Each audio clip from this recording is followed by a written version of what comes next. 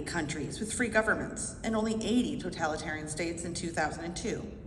Today, the number of free governments has dropped dramatically to 87. Every continent is experiencing a backslide into fascism.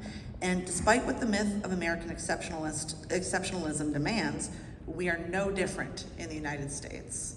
Just because it hasn't happened here yet doesn't mean it can't happen here. I'm gonna walk around. I gotta see my slides. Sorry. Next slide, please.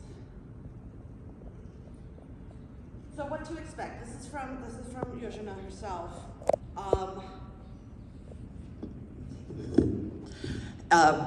This is what we just experienced. The coming to power through the democratic process. Now we're probably going to expect a claim of a mandate, which doesn't exist. Divide and rule, we're already here, and further divisions are going to occur. Distorting language, controlling media, I mean, these are all things that we have seen, and of course, people of color and other minorities are going to be targeted first and hardest, and again, it's all things that we've already seen. Go next. A really important thing that was touched on by previous speakers is how people with privilege need to step up for our siblings of color and anybody else who doesn't have the same level of privilege as you do. I'm, somewhat, straight passing. I'm in a relationship that is straight passing. I have a lot of privileges that I can use for the people around me in my community. This is a great example of that. I wanted to show everyone from our local history. This is from the sit-down strike. A lot of people don't know about the emergency brigade and the women of the sit-down strike. They physically put their bodies in between the police, these are the cops, and the strikers. They were the only people to carry weapons during the entire conflict other than the goons, the cops, and the National Guard. They used their privilege of being white women in a patriarchal society to protect the collective actions of the people in the factory. I want that kind of energy from everybody the next 4 years. All right. So this was posted, I don't know how many people are still on Twitter, but this was posted by Reverend Bernice King. She is the daughter of Coretta Scott and Martin Luther King.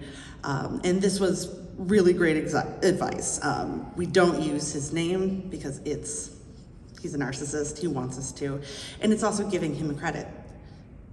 A lot of people are doing this. It is a regime. Nobody's acting alone. It is a movement that needs to be called out. Don't argue with those who support them. It doesn't work.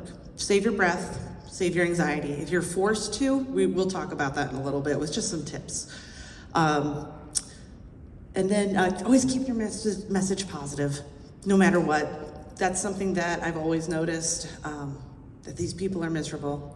And even though they're gonna try to make you miserable, the most dramatic thing, the best thing you can do is to face that with love and joy, even when you don't really feel it.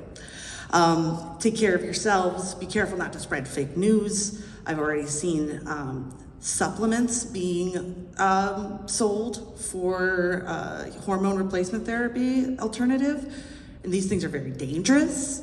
Herbal supplements should not be a replacement for medical care, regardless of what you're taking them for.